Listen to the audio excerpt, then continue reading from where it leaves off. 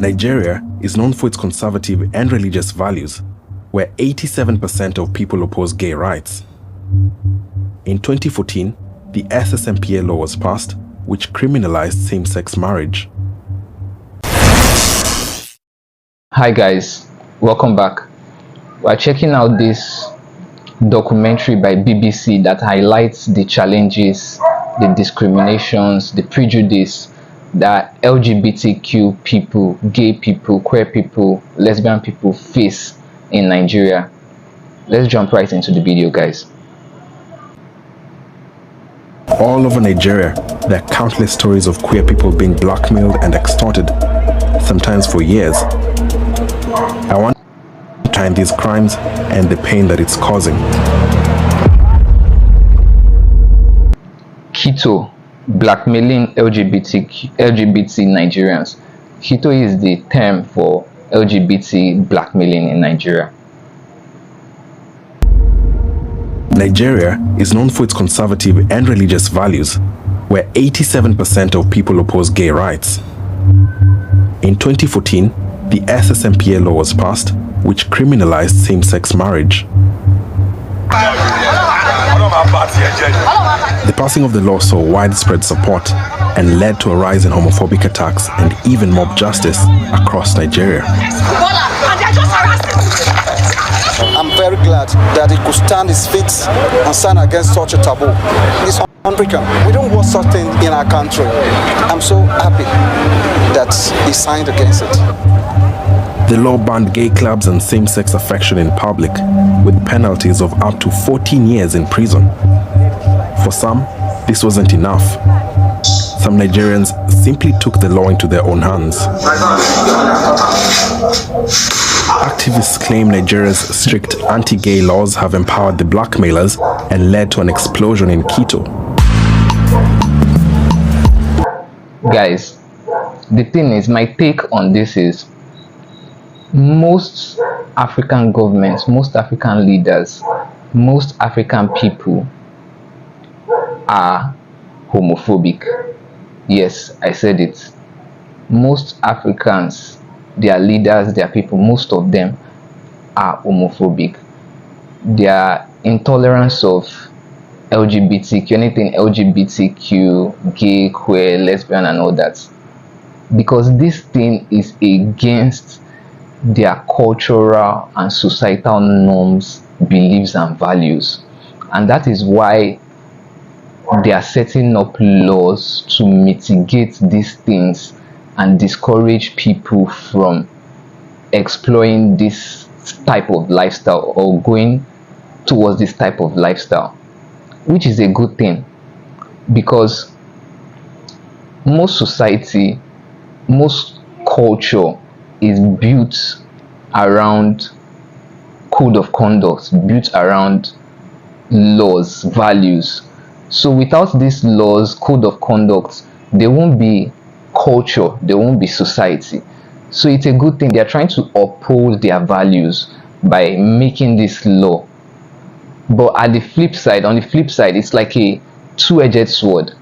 On the flip side, it's creating a platform for prejudice, for hate, for discrimination, for violence against people that fail to obey or adhere to these rules, this code of conduct. So it's a dicey situation for people at the receiving end, like the queer people, the gay people. It's a dicey situation for them. And in Nigeria, and like in Nigeria and other African countries, like the level of exploitation is high within individuals, within ourselves in Africa, especially in Nigeria. I don't really know about Kenya and other places because I'm from Nigeria and I know what's happening in Nigeria. It's really crazy out here. Nigerians are opportunists. They will exploit you. Anything like this they see, or any slight thing, opportunity or chance they see, they will take it to gain a leverage over you, to one up you. Like, it's crazy because the fight for survival over here in Nigeria, I mean, is tough. The government doesn't care. The government does not provide any financial or economical incentive to help you as a citizen to grow, to live your life, to live well. So most people are depending on their self to make it. You either go hard or you go broke.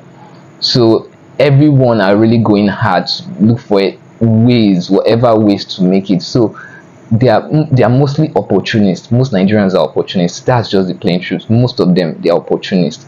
That is why they tend to succeed all over the world. They go hard because they know they don't have any option. They have to go hard in order to make it, in order to succeed, because nobody is going to save them. Like, there's no daddy G, there's no government that they can look up to and say, please provide for me, help me with grants, with loans and all this stuff. Nothing like that. Even if the government provides such stuff, it is still the government officials that will corner these things, and they will abuse it, they will personalize it for themselves. So whereby these incentives will fail, it won't work, it won't reach the masses, the people that are supposed to benefit from it. So it's crazy. So you are kind of like on your own trying to survive. So most Nigerians are opportunists, and that's just how it is. So being a gay person in Nigeria, you are on your own. People will be out to get you, to exploit from you, to take advantage of your situation. So it's a crazy thing. It's a crazy thing being a gay person in Nigeria. I feel for them, but that's just what it is.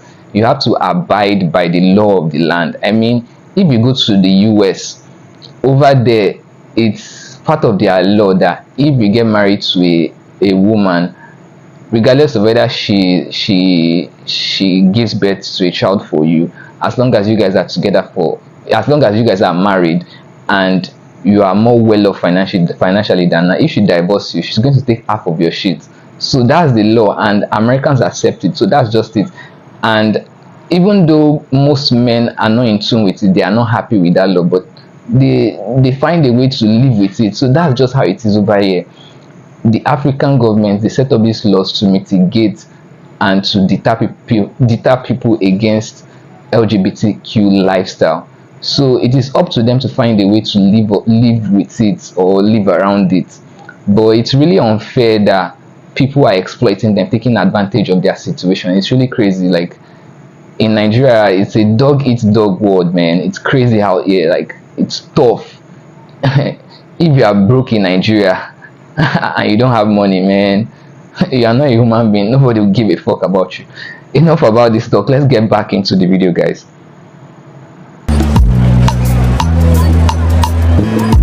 To understand what it's like to be gay in Nigeria, I'm meeting the queer filmmaker H0m0ph0bic Nation. And baby, I am not telling you to come out. I never have. Her first queer film, Ife, was banned in cinemas across the country, but she's invited me for a preview of her unreleased film. I saw the premiere of this film on, I think, YouTube. It's not even on Netflix Nigeria. It's not on Netflix Nigeria. It's not on any video streaming platform in Nigeria. Like, it's crazy. They banned it, they block it. Like, the government, they para. They don't want anything LGBTQ gay stuff. Like, they don't want. Man, it's really tough out here for these people, man. It's crazy. Man. 10 years and a day. Is the reception of your film a reflection of how queer people are perceived in Nigeria? I think that the way queer people are perceived in Nigeria is even worse, because we experience way more than what I experienced with the film. There are stories of queer people being blackmailed, they're extorted, they're beaten up. A lot of us queer people live online, have to live online, and by that I mean have to think about our relationships or going on dates starting from the internet, because we live in hiding, basically. We don't have the heterosexual privilege to walk up to a person in the streets or in a restaurant and be like, oh, can I have your number? And that's not always safe, because... Come to think of it, she said they don't have the heterosexual privilege. She's saying that thing, like, it is when you are not at the receiving side, that's when you realize that there is a privilege attached to something. For me personally, as an heterosexual person, I don't see it as a privilege. I just see it as a normal thing to be able to walk up to a pretty girl on the streets or anywhere and be like, hey babe, what's up, fine girl, how far now, guy, I like you, waiting this up, like, also let me get your number now and all that, like, converse, like, get to know her and stuff. Like, I see it as a normal thing. I don't see it as a privilege. But coming from my own angle, our own perspective, she being a gay, she sees it as a privilege. And it's really eye-opening. It's crazy. It is only when you are not at the receiving side, that's when you will not know that you have a privilege. Like, for example, someone that is born rich won't really know that it's privilege. It's someone that is born poor that will look at him and be like, wow, man, this guy, you're privileged for being born rich. Oh. Like, guy, you don't know what you have. Stuff like that. So that's just it. It's crazy. Crazy, guys. That puts you at the mercy of all kinds of people, because you don't know anyone behind what they've put up on their profile or what's on your screen. And just online dating. It's just sad, you know. How rampant would you say the cases of blackmail are? I would say it's quite rampant. Every other day, there's a story on the internet. Sometimes we have the stories where a person has been lynched to death, and it's the reaction from the rest of the Nigerians, you know. It's almost celebratory, you know. Oh, great, yes, good, you know, the gay kill them. They should not be allowed to come out. And there's just no justice. And what's worse, we can't report this to the police. Yeah. You know, that's even more targeted harassment. The police would even go ahead and extort you some more. You know, one of the biggest crimes in Nigeria is being poor. Crazy out here, man. More than anything, right? They would target poor people for anything and everything. And so, to be a poor and gay person is even way worse. To be a poor and gay person, man, it's worse. You being a poor person alone in Nigeria, man, you'll be treated like crap, like shit. Now combine it with being gay, man, you are done for. Like, the whole system, everything is working against you because your lifestyle is against the law. If you go to the police, man, you are done for. Like, there's this line by Burna Boy, one of his songs. He said, you know, get money, you they call police. You don't have money and you are calling the police, man. In Nigeria, if you don't have money, don't call the police. So, hey, don't call the police if you don't have money. Just leave the police alone and face your issue by yourself, man. It's crazy out here. It's tough out here, guys. Stuff. I want to meet some of the victims who have been affected by this crime. Thank you so much for coming, and I know this is not easy for you to talk about, but do you remember, you know, how you ended up being ketoed? What happened? There's this guy, we have been chatting for some time. I told him I don't go to visit people I don't really know. But as time goes on, we keep on chatting and all that. So the day came, I said, okay, let me visit. When he was coming, he came in with 3 other guys. That was when something in me told me, this Wala. is not normal. So he now asked me, do I know what is called keto? I said yes. He said, this is the biggest keto I have entered in my life.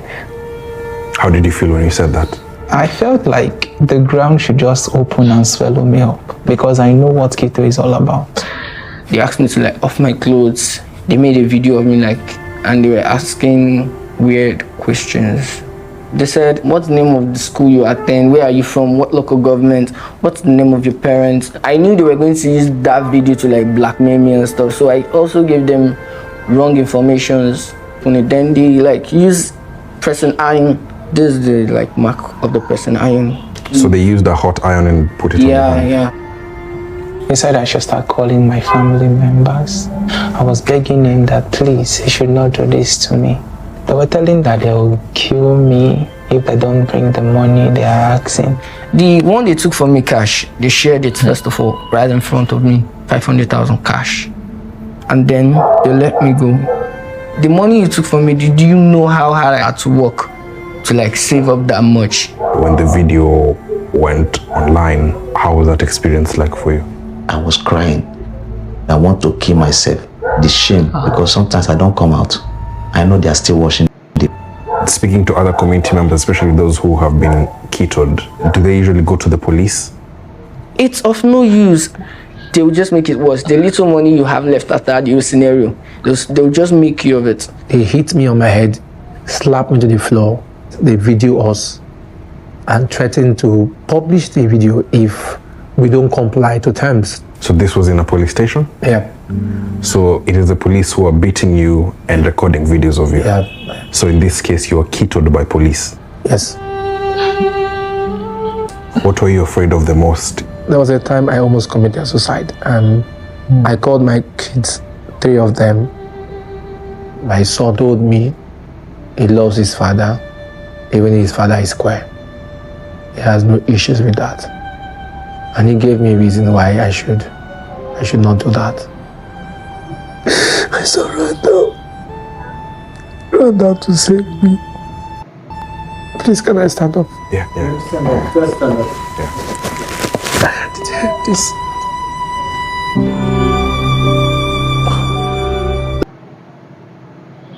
Man, guys, that's just a clip of the full documentary. It's really long. I think it's about 22 minutes or something. I didn't want to go the whole length, go the whole mile, so I just like took out some portion of it.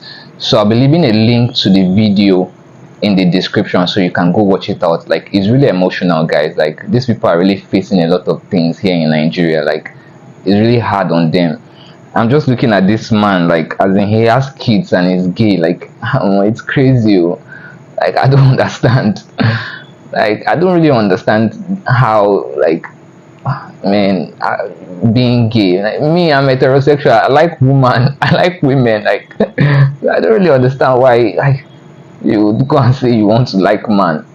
But if that's the kind of lifestyle you choose to live, man, who am I to judge? Like, do your thing. That's you. I just know that I can't judge you. Only God can judge us. So that's just it. Like, it's really crazy. Guys, click the like button, click the subscribe button, help me grow this channel, support this channel, and tell me what you think in the comment section. Tell me your thoughts in the comment section. And there's also a link in the description if you have any video suggestion you like me to react to. Thank you for staying around. I really appreciate you taking your time to like watch out my videos and all. Like, thank you. Click the like button, click the subscribe button, and I'll see you in the next one, guys. Peace. Money,